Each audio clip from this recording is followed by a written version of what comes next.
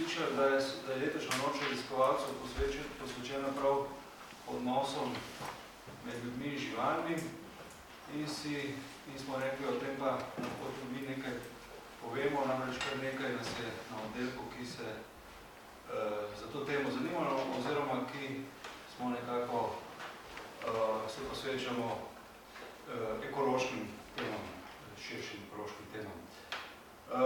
Zdaj,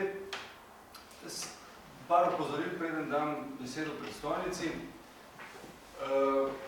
Ta simpozij se snema, tako da ste obveščeni o tem. Tukaj imam pa tudi listo prisotnosti, kjer se pač vnesete svoje podatke, se podpišete in tako naprej, ki je pač za nas zelo pomembna prav zaradi pač te vključenosti v širši projekt raziskovalcev. Tako da bom dal to kar naokrog, tudi tisti, ki imate referate, se tukaj pišete. Evo, zdaj pa prosim predstojnico, da vas pozdravim. Ja, hvala Miha. Topo pozdrav vsem, čakamo. Torej, topo pozdrav vsem v imenu našega oddelka za etnologijo in kulturno antropologijo. Res z velikim veseljem sem pogledala tale program in referate, ko se zahvaljujem vsem vam, ki ste danes tu, organizatorjem in organizatorkam in pa v bistvu sploh ozadje, torej kot je že Miha rekel, noč raziskovalcev nam dajete možnosti, da v bistvu malo širše naglasimo te teme. Tisto, kar je po mojem mnenju ključno, je to, da se te teme ukvarjajo s področjem, ki je pomembno ne samo za sedanjost, ampak tudi za prihodnost.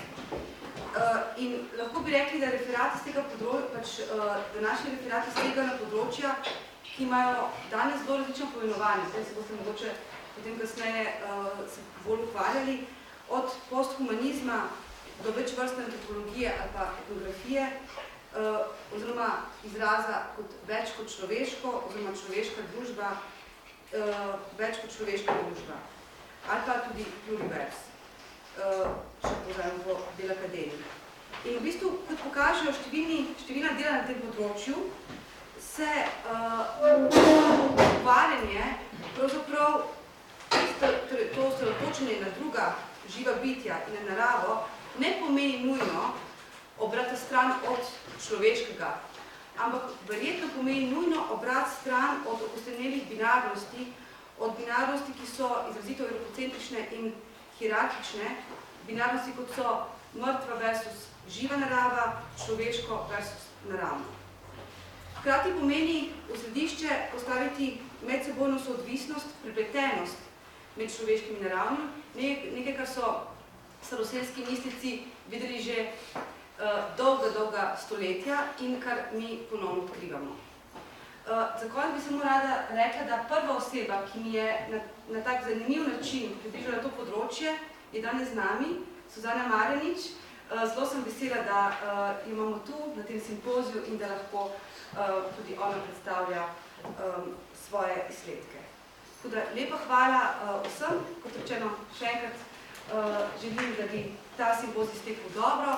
Žal se vam ne bom mogla pridružiti, ker me predstojniške obveznosti silijo v veliko administrativnega dela. Tako da dobro delo. Hvala, Uršula.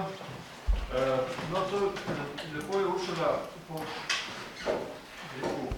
poimenovala kar nekaj sodobnih smeri ukvarjanja z živalmi, z odnosom med ljudmi in živalmi, ki jih bomo seveda v današnjem tem simpoziju naslovili zdaj majhen delček, le nekaj. Če lahko predstavim samo na kratko še program tega simpozija, torej razdeljen je v 3 sklope. V prvem sklopu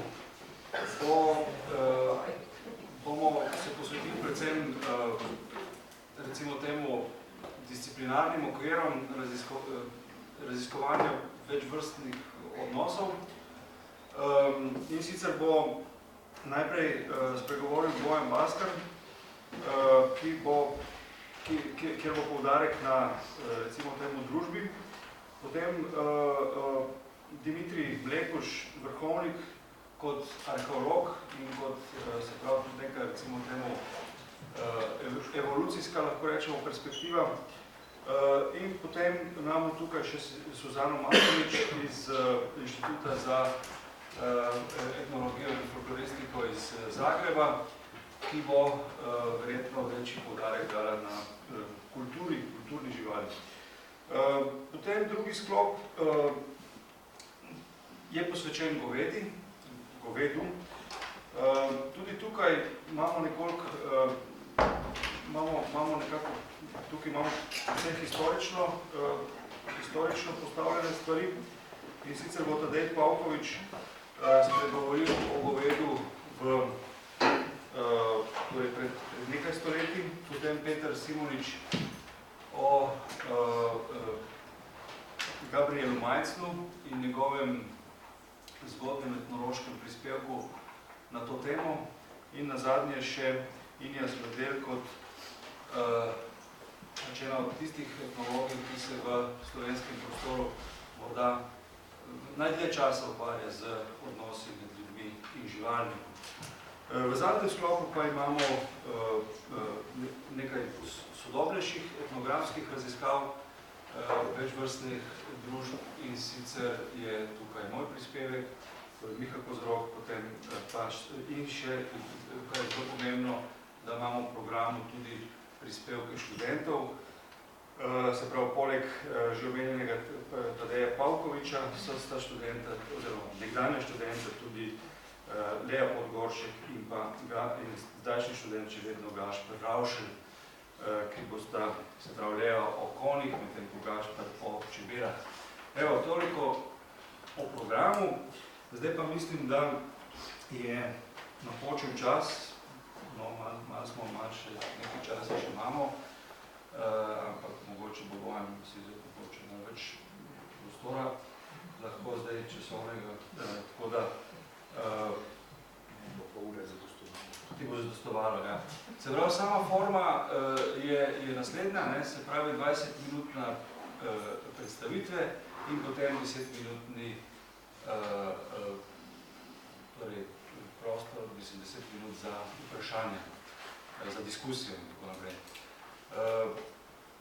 Tako, zdaj pa prosim Bojana, da kar začne. Pri vsakem govorcu bomo tam v 15 minutah tudi opozorili s tem nekim, da je še 5 minut do konca, tako da bo približno si lahko da ne reče potem koga zanesti. Tako, Bojan, beseda je tvoja. Miha, hvala.